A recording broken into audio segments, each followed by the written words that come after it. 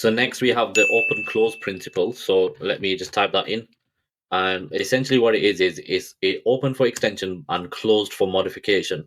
Now the definition is software entities such as classes, modules, functions should be open for extension but closed for modification. So an example of this would be something like using higher order components or functions to handle different shapes instead of modifying a single function. So actually what I will do is I'll paste in the pros for this. Now you can read this in your own time as well, but essentially it's easier to extend because it's open for extension. So extending is part of this principle. So any new functionality can be added without modifying the existing code. That essentially leads to little to no bugs being introduced as well.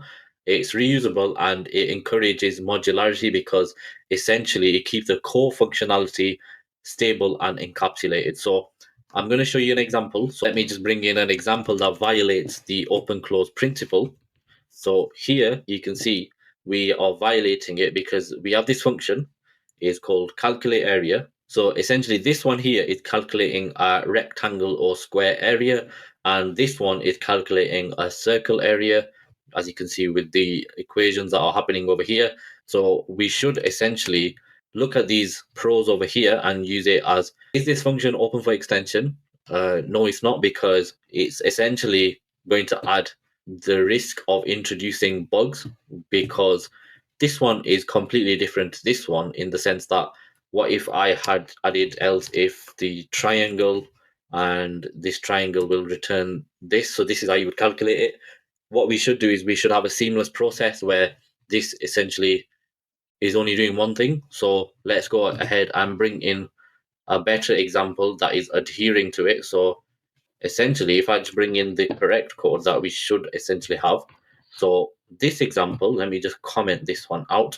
And the correct thing to do here is, first of all, this one is calculating the rectangular area, which it was doing within there, but now we have a clear definition of what it actually is that is happening and going on. This one again is doing the same for the circle. So we have them separate. So if you think about single responsibility as well, these are both separate.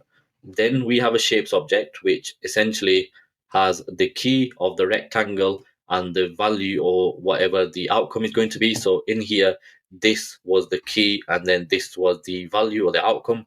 Then all you need to do is create this function, calculate area. So this calculate area over here, it takes in a shape.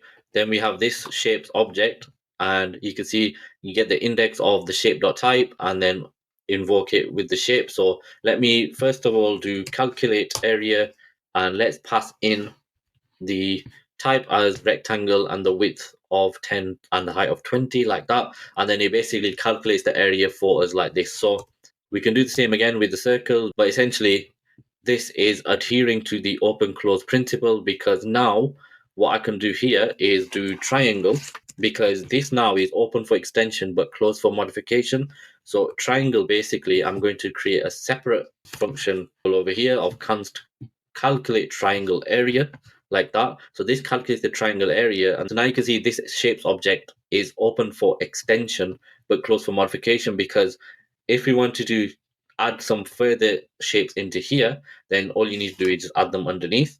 But that's fine. So let's do the triangle example as well, which basically is going to calculate it for us. So this is how it would work out the example. So it takes in the shape, and in there you get the outcome over here. So that is the open close principle. Now what I want to do is make it more real world, because this is an example of how you could do it with functions, but in a framework or library like React, we want to see a real world example. So let me go ahead and do that. So ocp.tsx, and what I'm going to do is bring in my React example, and we're going to have a notification. So now you can see here, if type equals success, return this JSX over here, which is the message. Else if type is error, then again we want to return the message again, but this time it has a different class name. So that's the only thing that differentiates them. So this is not adhering to open close principle. So let me actually bring that in as well at the top. And then what we want to do is we want to go back in here and read this again. So open for extension and close for modification. So essentially it's easier to extend. New functionality can be added without modifying existing code. let's see if that is the case here. It is. People may argue that it is if you add the else if and so on. You're going to have to keep typing this in like here, like so. So let's put in our example that is adhering to open close principle. So let me just bring this in as well. And now let's just comment this one out. And here you can see adhering to open close principle. So if you looked above, this one was type of success, this one was type of error. So what we've done is we've separated it out.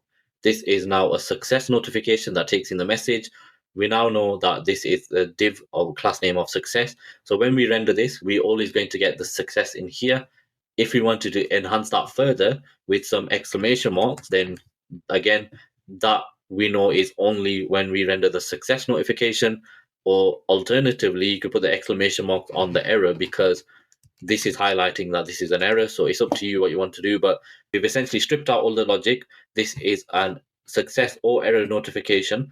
Then we have our object in here. So actually, I'll rename this to notification types because we have multiple notification types. And then we declare our variable, whatever it is. Component is notification types, like that. And then we basically return the component with the message equal to the message in here. So that is how simple it is, where we strip everything out. So it's open for extension. So if I wanted to do another notification, so const, and this is just going to be a default notification, you could do that as well, which can have a different class name in here. So we could just do the default one or no class name as well. So that's how simple it is, because we've declared the initial setup in here. So the initial, if you read back in here, we have a function or component that is open for extension and closed for modification, and that's what we've done. So now all it is we do default, and then we pass in the default notification, and then this is never going to change. All we need to change, or extend should I say, is this notification types object over here. So if you wanted to strictly type this, then again, you could do that. If you wanted to unit test it as well, again, you could test that. If you added an extra one like this default notification, then you could test that gets rendered and so on. So this is a very good one when you want to think about long-term maintainability for your application. I would definitely recommend using the open closed principle. It will help you go further in your application. So it's always thinking about what if something extends. So that's how you should think about it in your mindset. You should think, okay, we've got these three, but what if there's another notification that gets added in? What if there's another one? What if there's an email one? What if there's an alert one, and so on? So it's just thinking ahead. And when you design like this, you don't need to revisit it. You don't need to essentially do this because this looks a bit messy. And what you could do instead is you could create a good structure like this, and that has the ability to extend as well. So that is the open close principle.